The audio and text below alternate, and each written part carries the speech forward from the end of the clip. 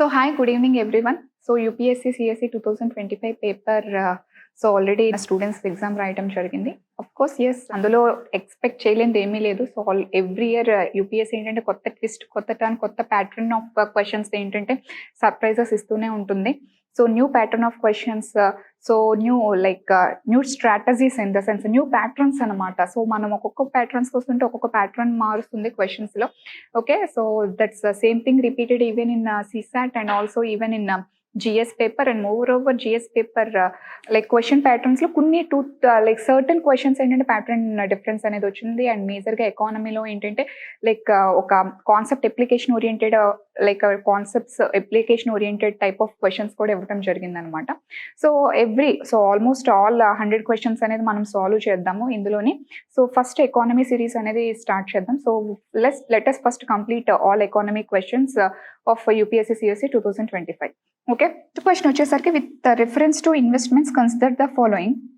Okay, so first one bonds, hedge funds, stocks, venture capital and how many of the above treated as AIF alternative investment funds.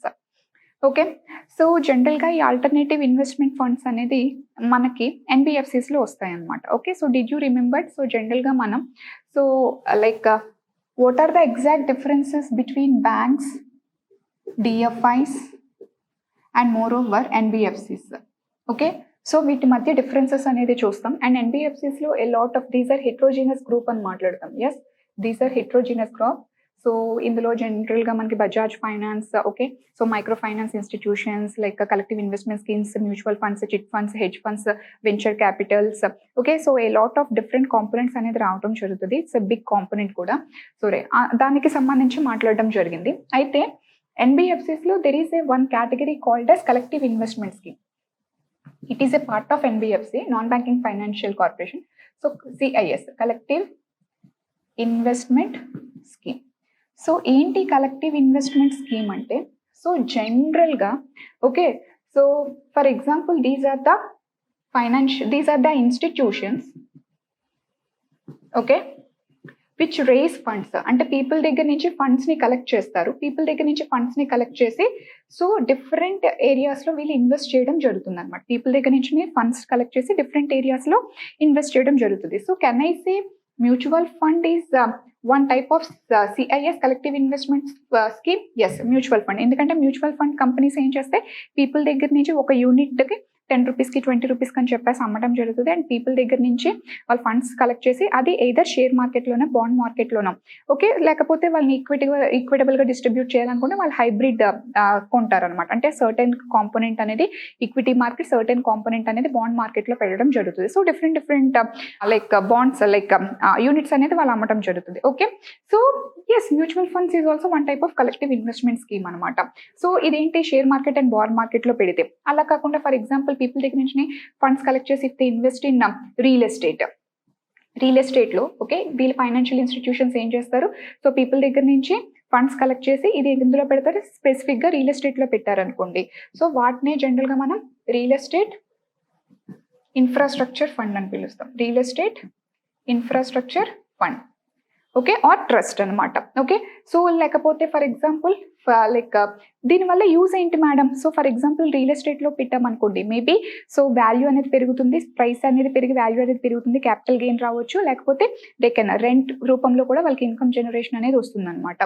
And third one వచ్చేసరికి for example if they invest in infrastructure, అంటే so people దగ్గర నుంచి funds అనేది collect చేసి infrastructure ప్రాజెక్ట్స్లో వాళ్ళు పెట్టడం అనమాట. Maybe వాళ్ళు రోడ్స్, రైల్వేస్, ఇలా ఇన్ఫ్రాస్ట్రక్చర్ ప్రాజెక్ట్స్లో ఫండింగ్ అనేది పెట్టారనుకోండి, ఇన్ఫ్రాస్ట్రక్చర్లో పెట్టవచ్చు. సో వీళ్ళని జనరల్గా మనం infrastructure investment trust, okay, so infrastructure investment అంటే సో జనరల్గా వీళ్ళు టిపికల్గా these are the institution which raise funds from the public దగ్గర నుంచి ఫండ్స్ రేస్ చేసి డిఫరెంట్ ఇన్వెస్ట్మెంట్ స్ట్రాటజీస్ ఉంటాయి అనమాట. మేబీ కొంతమంది రియల్ ఎస్టేట్లో పెట్టవచ్చు, కొంతమంది షేర్ మార్కెట్, బాండ్ మార్కెట్, వాళ్ళని జనరల్గా మ్యూచువల్ ఫండ్స్ అంటాం. కొంతమంది ఇన్ఫ్రాస్ట్రక్చర్ ప్రాజెక్ట్స్లో పెట్టవచ్చు, ఓకే, సో లేకపోతే కొంతమంది ప్రైవేట్ ఈక్విటీలో పెట్టొచ్చు. So what is mean by this private equity?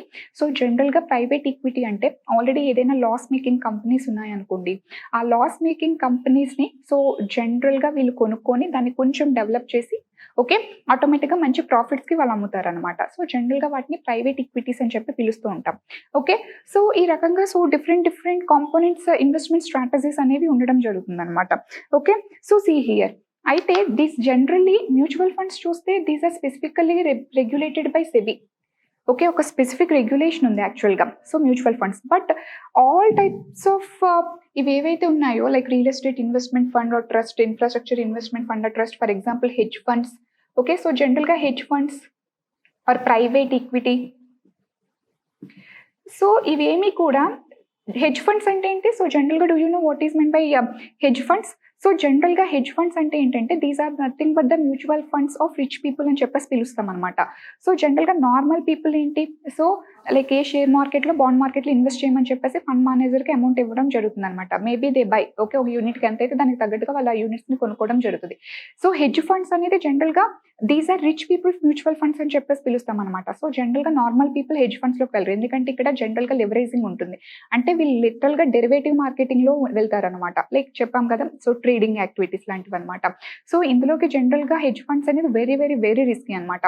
Like ఇందులో నార్మల్ ఇండివిజువల్స్ కాదు, రిచ్ పీపుల్ అంటే హై నెట్ వర్త్ ఇండివిజువల్స్ అయి ఉండొచ్చు, లేకపోతే ఫైనాన్షియల్ ఇన్స్టిట్యూషన్స్ అవ్వచ్చు, లైక్ బ్యాంక్స్ అవ్వచ్చు, ఇన్సూరెన్స్ కంపెనీస్, వాళ్ళు జనరల్గా హెడ్జ్ ఫండ్స్లో ఇన్వెస్ట్ చేయడం జరుగుతుంది అనమాట. డెరివేటివ్ మార్కెట్లో ఇన్వెస్ట్ చేస్తారనమాట. So two risky.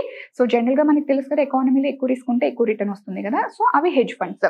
And private equity already explain చేశాను. సో జనరల్గా డిఫరెంట్ అంటే ఇందులోనే ఇన్వెస్ట్ చేస్తున్నారు. మేబీ డెరివేటివ్ మార్కెట్లో ఇన్వెస్ట్ చేస్తున్నారా, లేకపోతే ఓల్డ్ కంపెనీస్ని కొని దాన్ని కొంచెం లైక్ మెయింటైన్ చేసి ఓకే ఇంప్రూవ్ చేసి దాన్ని మంచి రేట్స్కి అమ్మడం one type of business, infrastructure one type of business, real estate one type of business. So ఈ విధంగా డిఫరెంట్ బిజినెసెస్ అనేది బిజినెస్ స్ట్రాటజీస్ అనేది ఉండడం జరుగుతుంది కదా. But all are not regulated by SEBI అనమాట. సో అందుకని ఏం చేస్తుందంటే SEBI there are certain CIS like mutual funds, ఇవన్నీ స్పెసిఫిక్గా సెబీ రెగ్యులేషన్ ఉన్నాయి స్పెసిఫిక్ యాక్ట్స్ ప్రొవిజన్స్ కింద. ఏవైతే సెబీ రెగ్యులేషన్లో లేవో, కీన్ అబ్జర్వేషన్లో లేవో ఓకే వాటన్నిటినీ సెబీ వీళ్ళందరికీ ఒక గైడ్ లైన్స్ని పాస్ చేయడం కోసం, ఎందుకంటే మ్యూచువల్ ఫండ్స్కి సంబంధించి స్పెసిఫిక్ గైడ్ లైన్స్ ఉన్నాయి, వీటెవ్వరికి కూడా స్పెసిఫిక్ గైడ్ లైన్స్ లేవు. సో ఏ సెబీ కింద వీటన్నిటినీ కూడా కంట్రోల్ చేయడం కోసం సెబీ ఏంటంటే వీటన్నిటికీ ఒక స్పెసిఫిక్ సెట్గా లైక్ ఈ ఆల్టర్నేటివ్ ఇన్వెస్ట్మెంట్ ఫండ్ అన్న దాన్ని క్రియేట్ చేసింది అనమాట. అంటే these are also collective investment scheme. Okay, అంటే మ్యూచువల్ ఫండ్స్ ఎలాగో ఇది కూడా అలాగే. బట్ మ్యూచువల్ ఫండ్స్కి స్పెసిఫిక్ గైడ్ లైన్స్ ఉన్నాయి సెబీ, దాని కింద రెగ్యులేట్ చేయడం జరుగుతుంది సెబీ మ్యూచువల్ ఫండ్స్ని. బట్ వీటిని కూడా స్పెసిఫిక్ రెగ్యులేషన్స్ లేవు. సో కాబట్టి వాటన్నిటిని అంబ్రిల్లా కింద తీసుకొచ్చి వాటన్నిటిని కూడా ఆల్టర్నేటివ్ ఇన్వెస్ట్మెంట్ ఫండ్స్ రూపంలో ఏంటంటే సో రెగ్యులేట్ చేయడం జరుగుతుంది అనమాట. సో ఈ ఆల్టర్నేటివ్ ఇన్వెస్ట్మెంట్ ఫండ్స్లో 3 కేటగిరీస్ ఉంటాయి. సో కేటగిరీ 1, కేటగిరీ 2, కేటగిరీ 3 అనమాట. ఓకే, సో రెగ్యులేషన్ పర్పస్ కోసమే సిఐఎస్ని సో జనరల్గా ఆల్టర్నేటివ్ ఇన్వెస్ట్మెంట్ ఫండ్స్ కింద కేటగరైజ్ చేయడం జరిగింది. ఓకే, సో వీటికి మ్యూచువల్ ఫండ్స్కి వీటికి డిఫరెన్స్ ఏంటంటే they are specifically regulated by SEBI, specific provisions ఉంటాయి. వీళ్ళందరికంటే మ్యూచువల్ ఫండ్కి స్పెసిఫిక్ ప్రొవిజన్ ఉంటుంది. అలా కాకుండా వీటన్నిటికీ స్పెసిఫిక్ ప్రొవిజన్స్ అన్నిటిని ఒకటి తీసుకొచ్చింది, అవన్నీ ఆల్టర్నేటివ్ ఇన్వెస్ట్మెంట్ ఫండ్ ప్రొవిజన్స్ కింద రెగ్యులేట్ చేయడం జరుగుతుంది అనమాట సెబీ. ఓకే, సో ఈ ఆల్టర్నేటివ్ ఇన్వెస్ట్మెంట్ ఫండ్ కింద 3 కేటగిరీస్ని ఇవ్వడం జరిగింది. సో కేటగిరీ 1 అనేది బెనిఫిషియల్ అనమాట. ఇవి జనరల్గా బెనిఫిషియల్ వస్తాయి. సో బెనిఫిషియల్ అంటే ఫర్ ఎగ్జాంపుల్ మీకు ఇందులో వెంచర్ క్యాపిటల్ ఉంది. వెంచర్ క్యాపిటల్ అంటే ఏంటి? సో జనరల్గా వెంచర్ క్యాపిటల్ అంటే see here, I will write here. Okay, so venture capital అంటే ఒక న్యూ ఎంట్రప్రెన్యూర్స్కి ఓకే ఒక న్యూ బిజినెస్ ఉందనుకోండి, న్యూ యూనికార్న్ ఉంది, న్యూ స్టార్టప్ ఉందనుకోండి. సో వాళ్ళకి జనరల్గా ఫైనాన్సెస్ దొరకడం చాలా కష్టం. బ్యాంక్స్ ఏంటంటే న్యూ స్టార్టప్స్కి ఇవ్వడానికి ఇష్టపడదు, మేబీ సక్సెస్ అవ్వచ్చు, ఫెయిల్యూర్ అవ్వచ్చు అని. ఓకే, మేబీ ఆ న్యూ ఇన్నోవేటివ్ బిజినెస్ని ఎంకరేజ్ చేయడానికి కూడా బ్యాంక్స్ ఇష్టపడవు, ఎందుకంటే బ్యాంక్స్ లోన్స్ ఇవ్వాలంటే వాళ్ళకి స్పెసిఫిక్ ప్రొవిజన్స్ అనేవి ఉండడం జరుగుతుంది. ఆ ప్రొవిజన్స్లో మెన్షన్ చేస్తేనే ఆ పర్టికులర్ బిజినెస్కి, ఆ పర్టికులర్ ఐడియాకి వాళ్ళు లోన్ ఇవ్వడం జరుగుతుంది. మేబీ న్యూ ఇన్నోవేటివ్ బిజినెస్ ఆ ప్రొవిజన్లో లేకపోవచ్చు, దానివల్ల వాళ్ళకి లోన్ రిజెక్ట్ అవ్వచ్చు. సో ఈ విధంగా స్టార్టప్స్కి ఫైనాన్సెస్ ఇష్యూస్ అనేవి చాలా ఉంటాయి. సో దీన్ని అడ్రస్ చేయడానికి మనం జనరల్గా ఈ వెంచర్ క్యాపిటల్స్ అనేవి ఉండడం జరిగింది అనమాట. సో జనరల్గా వీళ్ళు ఏం చేస్తారంటే ఈ న్యూ స్టార్టప్స్కి, ఈ న్యూ ఇన్నోవేటివ్ బిజినెస్కి యాక్చువల్గా వీళ్ళు హెల్ప్ చేయడం జరుగుతుంది అనమాట. ఎలా హెల్ప్ చేస్తారు? In the form of equity అనమాట. ఓకే, వాళ్ళు ఇందులో పార్ట్నర్స్ కింద ఈక్విటీ రూపంలో యాక్చువల్గా ఉండడం జరుగుతుంది అనమాట. అయితే ఈ బిజినెస్ ఎలా జరుగుతుంది మేడం? ఓకే, ఫర్ ఎగ్జాంపుల్ నేను ఉన్నాను అనుకోండి, నేను సాఫ్ట్వేర్ కంపెనీ. సో నేను సాఫ్ట్వేర్ కంపెనీ కదా, సో జనరల్గా నేను ఎవరిని అప్రోచ్ అవుతానంటే లైక్ ఇన్ఫోసిస్కి అప్రోచ్ అవుతాను. నా దగ్గర లైక్ ఒక న్యూ ఇన్నోవేటివ్ బిజినెస్ ఉంది, సో ఇది సాఫ్ట్వేర్ రిలేటెడ్ అనమాట. నేను లైక్ ఇన్ఫోసిస్ని అప్రోచ్ అయితే, సో దెన్ ఇన్ఫోసిస్ ఏంటంటే ఆల్రెడీ వాళ్ళకి ఆ ఫీల్డ్ ఎక్స్పర్టీస్ ఉంది కాబట్టి ఇది సక్సెస్ అవుతుందా లేదా అనేది వాళ్ళు క్యాలిక్యులేటివ్ చేయగలరు. కాబట్టి సక్సెస్ అవుతుందని వాళ్ళు నమ్మినప్పుడు వాళ్ళు నా స్టార్ట్అప్ లో వాళ్ళు ఈక్విటీ రూపంలో అంటే they will become the share holders అనమాట, నా కొంత పార్ట్. సో వాళ్ళు as they are literally investing కదా, అమౌంట్ ఇన్వెస్ట్ చేస్తున్నారు కాబట్టి వాళ్ళు ఈక్విటీ రూపంలో ఇన్వెస్ట్ చేస్తారనమాట.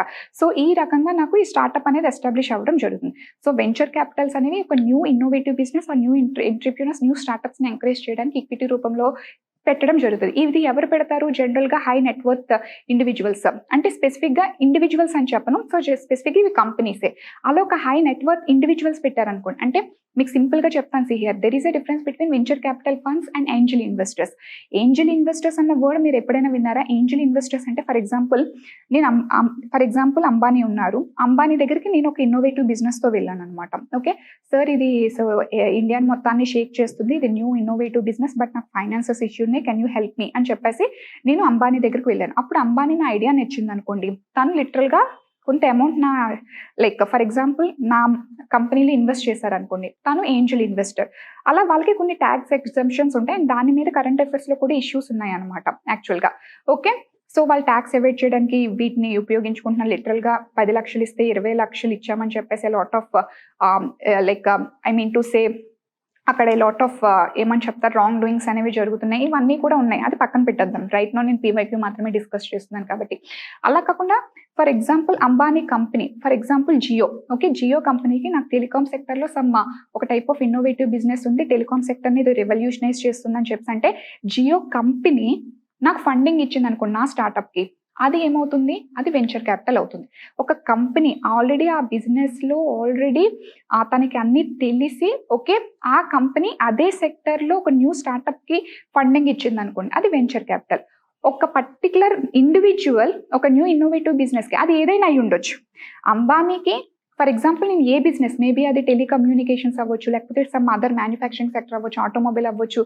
ఓకే, టిపికల్గా ఎందులో అయినా ఏంజల్ ఇన్వెస్టర్ పెడతాడు, అంటే లిటరల్గా ఒక స్టార్ట్అప్కి తను ఫండింగ్ ఇస్తాడు అంతే. ఓకే, దాని మీద తనకు అవగాహన ఉండొచ్చు, ఉండకపోవచ్చు, ఆ టెక్నికాలిటీస్ డీటెయిల్స్ తెలియవచ్చు, తెలియకపోవచ్చు, బట్ ఏంటంటే తను నమ్మి ఇన్వెస్ట్ చేస్తాడు, అది ఏంజల్ ఇన్వెస్టర్. వెంచర్ క్యాపిటల్ అంటే ఎలా పడితే అలా చేయరు, వాళ్ళకి ఆల్రెడీ ఆ బిజినెస్లో వాళ్ళకి ఆల్రెడీ ఎక్స్పీరియన్స్ ఉంది, అది వర్కౌట్ అవుతుందా లేదా అని చెప్పేసి లిటరల్గా వాళ్ళు క్యాలిక్యులేటివ్ చేసుకొని వాళ్ళు వెంచర్ క్యాపిటల్స్ పెట్టడం జరుగుతుంది. Example Infosys venture capital. Infosys ఎలాంటి స్టార్ట్అప్స్కి ఎంకరేజ్ చేస్తుంది, ఎలాంటి ఎంటర్‌ప్రెన్యూర్స్ని ఎంకరేజ్ చేస్తుంది? ఓన్లీ సాఫ్ట్వేర్ ఫీల్డ్లో ఒక న్యూ ఇన్నోవేషన్స్ ఏవైనా వస్తే వాళ్ళతో వస్తే వాళ్ళు ఆ ఫండింగ్ అనేది ప్రొవైడ్ చేస్తారు, వెంచర్ క్యాపిటల్ ఫండ్స్ అనమాట. Okay, Infosys venture capital fund ఉంది. ఐ థింక్ సో ఇవి కూడా మీకు ఇందులోకి వస్తే ఏఎఫ్ఐ ఆల్టర్నేటివ్ ఇన్వెస్ట్మెంట్ ఫండ్లోకి రావడం జరుగుతుంది అనమాట. సో లిటరల్గా ఇవన్నీ అదర్ టైప్స్ ఆఫ్, అంటే ట్రెడిషనల్ ఇన్వెస్ట్మెంట్ స్ట్రాటజీస్ కాదు. ట్రెడిషనల్ ఇన్వెస్ట్మెంట్ స్ట్రాటజీస్ అంటే ఏంటి? ఒకప్పుడు జనరల్గా మనం ఇన్వెస్ట్మెంట్ అంటే ఏంటి? ఫర్ ఎగ్జాంపుల్ ల్యాండ్ కొనడము, ఒక ఫ్లాట్ కొనడము, ఒక గోల్డ్ కొనడము, అది ఒకప్పుడు. ఇప్పుడు ట్రెండ్ ఎలా మారింది? మేబీ ఒక షేర్స్ కొనడము, షేర్ మార్కెట్లో పెట్టడము, లేకపోతే బాండ్ మార్కెట్లో పెట్టడము, ఇది ఒక రకంగా ఇవన్నీ కూడా ఒక ట్రెడిషనల్ మెథడ్ ఆఫ్ ఇన్వెస్ట్మెంట్స్ అనమాట. ఇప్పుడు conventional method of investments. Unconventional ఏంటి? ఫర్ ఎగ్జాంపుల్ చెప్పాను కదా, ఒక లూజ్ అయిపోతున్న కంపెనీని కొనుక్కొని దాన్ని కొంచెం డెవలప్ చేసి ఎంతో కొంత స్ట్రాటజికల్గా దాన్ని ఒక మంచి ప్రాఫిట్స్ కమ్మడం, దాని రకంగా కొంత అమౌంట్ జనరేట్ చేసుకుంటారు.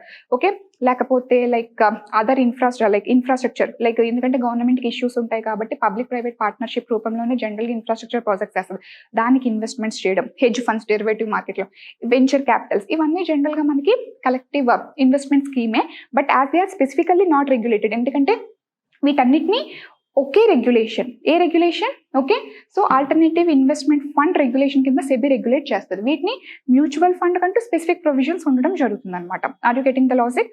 Okay, so with reference to investments consider the following: bonds, hedge funds, stocks, venture capital. How many of the above treated as alternative investment funds?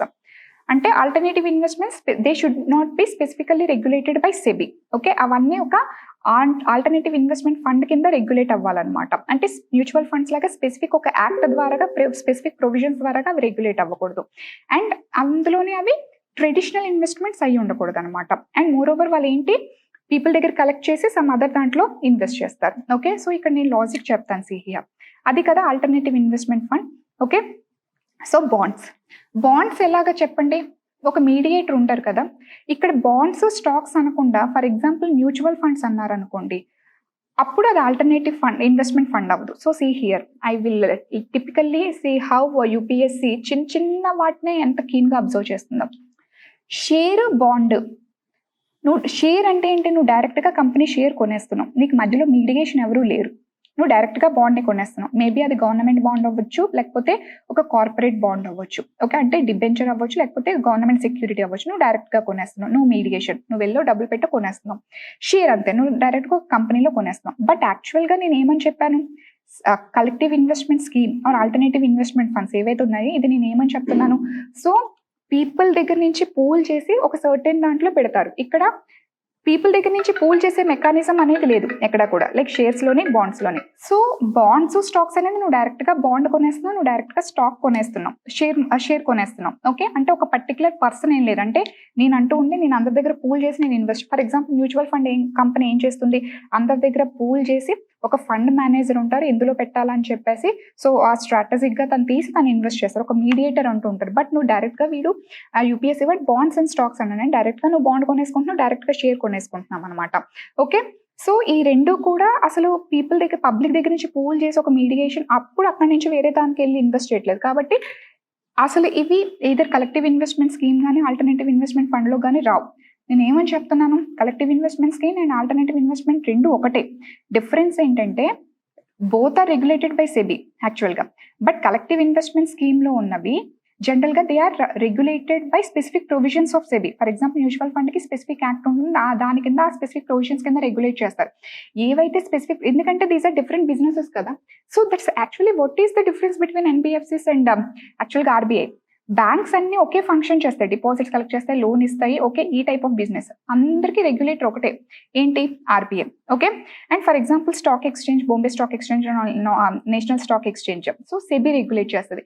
But ఎన్బిఎఫ్సిస్లో మనకి డిఫరెంట్ కేటగిరీస్ ఉంటాయని చెప్పాను కదా, అందుకని different regulators. Same ఇక్కడ కూడా mutual funds అనేది ఒక type of business, venture capital అనేది ఒక type of business. Okay, hedge funds అనేది ఒక type of business, and more over for example private equity అనేది ఒక టైప్ ఆఫ్ బిజినెస్. ఇవన్నీ డిఫరెంట్ బిజినెసెస్ కదా. సో అందరికీ స్పెసిఫిక్గా సెపరేట్ రెగ్యులేటర్స్ అనేది పెట్టలేము కదా. సో వీటన్నిటిని రెగ్యులేట్ చేయడానికి గవర్నమెంట్ ఏ ప్రొవిజన్, ఆల్టర్నేటివ్ ఇన్వెస్ట్మెంట్ ఫండ్ అన్న ప్రొవిజన్ కింద రెగ్యులేట్ చేస్తుంది. వీళ్ళందరికీ ఒక టైప్ ఆఫ్ ప్రొవిజన్స్ ఉంటే ఆ ప్రొవిజన్స్ కింద రెగ్యులేట్ చేస్తుంది. మ్యూచువల్ ఫండ్స్కి స్పెసిఫిక్ ప్రొవిజన్స్ ఉంటే ఆ ప్రొవిజన్స్ కింద రెగ్యులేట్ చేయడం అనేది జరుగుతుంది అనమాట. I think so you got the clarity.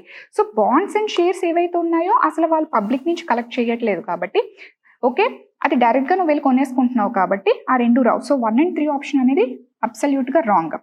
Hedge funds, ఇప్పుడు అదే కదా చెప్పాను. So hedge funds and venture capital ఈ రెండు కూడా, హెడ్జ్ ఫండ్స్ అనేది derivative, high net worth individuals, financial institutions, వాళ్ళు డెరివేటివ్ మార్కెటింగ్ అంటే ఏంటి, like options trading. So trading యాక్టివిటీస్లో చేస్తారు, రిస్క్ ఎక్కువ, రిటర్న్ ఎక్కువ, వాళ్ళు చేయగలుగుతారు, నార్మల్ పీపుల్ చేయలేరు. అవి hedge funds, very risky.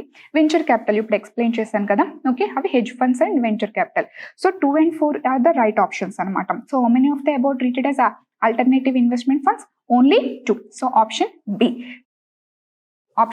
B అనమాట. Okay, only 2, option B. So see here, ఈ ఆల్టర్నేటివ్ ఇన్వెస్ట్మెంట్ ఫండ్ లో మనకి 3 కేటగిరీస్ ఉంటాయి, category 1, category 2, category 3. So beneficial ఏంటి, venture capital is a beneficial because so దానివల్ల ఒక ఇన్నోవేటివ్ బిజినెస్ కి ఫండింగ్ అనేది రావడం జరుగుతుంది. ఓకే, ఒక స్టార్ట్అప్ కి ఫండింగ్ రావడం జరుగుతుంది. అలాంటివన్నీ బెనిఫిషియల్ ఏఐఎఫ్స్ అనమాట. సో కేటగిరీ 3 లో రిస్కీ అనమాట, లైక్ హెడ్జ్ ఫండ్స్ అనేవి జనరల్ గా రిస్కీ ఏఐఎఫ్స్. ఓకే, బెనిఫిషియల్ కాదు, రిస్కీ కాదు.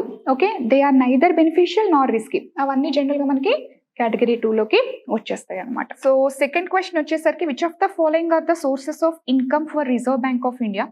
సో మనీ అండ్ బ్యాంకింగ్ టాపిక్లో నుంచి వచ్చిన క్వశ్చన్ యాక్చువల్గా ఇది. So Reserve Bank of India నుంచి I think so 2 questions, like Reserve Bank of India actually it also checks over payment systems. So దాని మీద కూడా ఆల్రెడీ క్వశ్చన్ వచ్చింది. సో ఖచ్చితంగా మనీ అండ్ బ్యాంకింగ్లో it's a very important topic, you cannot skip that topic. So ఈసారి money and బ్యాంకింగ్లో ఏంటంటే core concepts అడిగాడు అనమాట, not exactly like current affairs. So core concepts అడిగాడు. ఒకటి payment system core concept, and ఇంకొకటి వచ్చేసరికి like what are the income resources of RBI. So let's see, first option వచ్చేసరికి buying and selling of government bonds. So జనరల్గా so ఈ particular ఫీచర్నే మనం ఏమని చెప్తాం, ఆర్బీఐకి ఓపెన్ మార్కెట్ ఆపరేషన్స్ అని చెప్పేసి చెప్తాం. సో జనరల్గా ఓపెన్ మార్కెట్ ఆపరేషన్స్లో RBI either will sell or buy this government securities or bonds అనమాట. సో దాని ద్వారాగా దిస్ ఇంట్రెస్ట్ గెయిన్ ఏదైతే ఉంటుందో it is one of the income resource for RBI. Yes, so ఇది జనరల్గా anybody can answer. So first option ఏంటంటే straightforward right answer. And second one వచ్చేసరికి buying and selling foreign currency. So దీన్నే మనం టెక్నికల్గా ఏం మాట్లాడుతాం, forex market. Yes, foreign currency. Okay, forex market. So జనరల్గా అదర్ కరెన్సీస్, మన rupee are other different currencies ఏవైతే ఉన్నాయో వాటికి ఎప్రిసియేషన్ అండ్ డిప్రిసియేషన్ ఇంపాక్ట్స్ ద్వారా ఏంటంటే వీ కెన్ లెవరేజ్ అనమాట. A particular, for example RBI వచ్చి any investor, okay, they can get leverage over this appreciation and depreciation impacts of currencies over another currencies. So ఆ విధంగా అంటే typical గా first and second options ఏంటంటే, first option they are literally talking about the bond market and second option they are literally talking about the forex market. So general గా మనం forex of RBI అని మాట్లాడినప్పుడు so what type of reserves అది maintain చేస్తుందని చెప్పేసి different like FCRA reserves ఇలాంటివన్నీ మనం మాట్లాడతాం. So if you remember that reserves you can easily answer the second option. Okay, so general గా అది ఫారెక్స్ మార్కెట్ లో కూడా ఇన్వెస్ట్ చేయడం జరుగుతుంది. It is one of the functions అనమాట. సో దాని రకంగా రిజర్వ్స్ ని పెంచుకోవడానికి కూడా ట్రై చేస్తుంది అనమాట RBI. So first and second options are the straightforward so points అనమాట, we can easily answer. And third one వచ్చేసరికి పెన్షన్ ఫండ్ మేనేజ్మెంట్. సో యాక్చువల్గా ఇట్ ఈస్ నేను ఎక్కడ కూడా ఆర్బీఐలో okay so it controls pension fund management అని కానీ provident fund management అని చెప్పేసి ఇవేమీ చెప్పలేదు. Okay, so of course it controls the financial institutions. Okay, but NBFCs లో కొన్ని వాటికి ఏంటంటే they are having separate regulatory authorities. Okay, so for example మనం ఇన్సూరెన్స్ కంపెనీస్ చూద్దాం. So insurance companies are financial institutions, but insurance companies are not as such directly controlled by RBI. Okay, so జనరల్గా insurance companies ఎవరు regulate చేస్తారు, insurance regulatory and development authority of India. For example mutual funds ఉంది. Okay, so మనం జనరల్గా NBFCs కేటగిరీలో మాట్లాడతాం. These are one type of financial institutions, but they are actually regulated by like SEBI. For example chit funds ఉన్నాం. So chit funds are also one type of financial institutions like అవి కూడా మనం NBFCs లో మాట్లాడతాం. And they are actually regulated by the state governments. So NBFCs లో a lot of financial institutions మాట్లాడతాం, but all such institutions are not exactly regulated by RBI. Okay, so this pension fund management కూడా అలాగే it is not directly యాక్చువల్గా regulated by RBI. So దానివల్ల దానికి ఎటువంటి income resource అనేది ఉండదు. So దీనికి మన జనరల్ గా మనకి ఏంటంటే pension fund development and regulatory authority. This particular institution will look after this pension funds anamata. So it is not the actual function of RBI. Then how can it generate income? Okay, so దాని వల్ల third option అనేది wrong అవుతుంది. ఈ option మీకు తెలిసినట్టయితే now one see the options. So see here 1 and 2 only, 2, 3 and 4, 1, 3, 4 and 5, 1, 2, 5 అని ఉంది కదా. సో థర్డ్ ఆప్షన్ అనేది మీకు రాంగ్ అని ఎగ్జాక్ట్ గా తెలిసినప్పుడు you can eliminate B option and C option. Yes, so B option eliminate చేసేసొచ్చు, సి ఆప్షన్ ఎలిమినేట్ చేసేసొచ్చు, because what they have asked select the correct answer using the code given below. So correct answer అని అడిగారు కాబట్టి so pension fund it is not actual the function of RBI. So దానివల్ల ఎటువంటి income resource అనేది ఉండదు. So కాబట్టి third option was wrong option. So B and C options are directly wrong options అవుతాయి. Okay, so ఇంకా 1 and D, 1 and 2 లో 1 and 2 and only and 1, 2 and 5 అంటే మనకి ఫిఫ్త్ ఆప్షన్ రైట్ ఆ రాంగ్ అని తెలియాలి. ఓకే, అంటే ఫోర్త్ ఆప్షన్ ఆటోమేటిక్ గా రైట్ అని మనకు ఆప్షన్స్ ద్వారా చెప్పేస్తున్నారు అనమాట. బట్ వన్స్ మనం చూద్దాం. Okay, lending to private companies అది రైట్ అసలు ఫోర్త్ ఆప్షన్. అసలు ఆర్బీఐ అసలు ప్రైవేట్ కంపెనీస్ అవ్వచ్చు, పబ్లిక్ కంపెనీస్ అవ్వచ్చు, not only private public companies అంటే గవర్నమెంట్ కంపెనీస్ అది లెండ్ చేస్తుందా. అసలు RBI is not a bank కదా, it is a banker's bank or it is a government's bank అంటాం. అది ఎయిదర్ బ్యాంక్స్ కో లేకపోతే అదర్ లైక్ ఫైనాన్షియల్ ఇన్స్టిట్యూషన్స్ కు అది లెండింగ్ ఇస్తుంది. అండ్ వాళ్ళ మధ్య ఏంటంటే లెండింగ్ బారోయింగ్ ఆపరేషన్స్ ఉంటాయి తప్పితే యాజ్ సచ్ ఒక బ్యాంక్ లాగా private entities or government entities కి లోన్స్ ఇవ్వదు. డైరెక్ట్ గా పీపుల్ కి ఏమీ లోన్స్ ఇవ్వదు కదా RBI. It lends to bank, అందుకనే దాన్ని బ్యాంకర్స్ బ్యాంక్ అంటాం. Or it lends to government, అందుకని గవర్నమెంట్స్ బ్యాంక్ అని చిప్స్ అంటాం. Okay, so it lending to private companies it's not the right option. Okay, so fourth option was wrong. Next printing and distributing currency notes. So ఇది general గా మనం ఏంటంటే like మొన్న okay so ఈ particular word టెర్మినాలజీని జనరల్గా ఏమని పిలుస్తాం, సైనోరైజ్. Okay, demonetisation జరిగింది కదా. సో 2016లో యాక్చువల్గా సో గవర్నమెంట్ ఆఫ్ ఇండియా యాక్చువల్గా ఏం చేసింది, డిమానిటైజేషన్ ఆపరేషన్స్ అనేది కండక్ట్ చేసింది. సో డిమానిటైజేషన్ జరిగింది. So there I have explain. Okay, so printing of currency. So see here ఈ కాన్సెప్ట్ ని మనం సెనరైజ్ అని చెప్పేసి పిలుస్తాం. దీని ద్వారాగా ఆర్బీఐ కెన్ జనరేట్ ఇన్కమ్ అనమాట. ఎలాగా? ఫర్ ఎగ్జాంపుల్ డిమానిటైజేషన్ 2016 లో డిమానిటైజేషన్ జరిగిన తర్వాత so it printed new currency notes ని ప్రింట్ చేస్తుంది. ఫర్ ఎగ్జాంపుల్ 2000 కరెన్సీ నోట్స్ అనేవి న్యూ కరెన్సీ నోట్స్ కదా. ఫర్ ఎగ్జాంపుల్ ఒక 100 నోట్స్ ని ప్రింట్ చేసింది అనుకుందాం for example. Okay, 100 into 2000. So automatic గా ఎంత అవుతుంది? So 1 2 3 4 5. Okay, so it's approximately 2 lakh simple గా. ఓకే, సో ఇది 100,000 నోట్స్ ప్రింట్ చేసిందంటే 2 lakh కరెన్సీ అనేది ప్రింట్ చేసింది. బట్ దానికి ప్రింట్ చేయడానికి అయిన కాస్ట్ 2 lakh రూపీస్ అవుతుందా? లిటరల్ గా అవ్వదు. సో మేబీ దీనికి అయిన కాస్ట్ మేబీ 5,000 అవ్వచ్చు. ఓకే, సో దీనికైన కాస్ట్ ఎంత?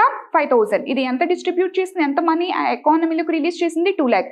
సో ఈ డిఫరెన్స్ ఏదైతే ఉందో ఈ డిఫరెన్స్ అనేది it is the income of RBI అనమాట. Okay, so how much amount it is printing. Okay, for example కొన్ని వేల కోట్ల అమౌంట్ అనేది ఎకానమీలోకి రిలీజ్ చేస్తుంది అనుకోండి, అండ్ దానికి ఎంత కాస్ట్ అవుతుంది, ఆ మధ్య డిఫరెన్స్ ఏదైతే ఉందో ఆ డిఫరెన్స్ అనేది it is the income of RBI అని చెప్పాను. ఓకే, లిటరల్ గా ఒక రకంగా ఆర్బీఐ లైక్ 2016 లో డిమానిటైజేషన్ జరిగినందుకు యాక్చువల్ గా ఎకానమీ లాస్ అయింది, బట్ ఆర్బీఐ కొంతవరకు ఇన్కమ్ గెయిన్ చేస్తుంది దానివల్ల. ఓకే, న్యూ కరెన్సీ ప్రింట్ చేస్తున్నప్పుడు అలా ఆ కాన్సెప్ట్ నే జనరల్ గా మనం సెనరైజ్ అని చెప్పి పిలుస్తూ ఉంటాం అనమాట. It is one of the income resource for RBI.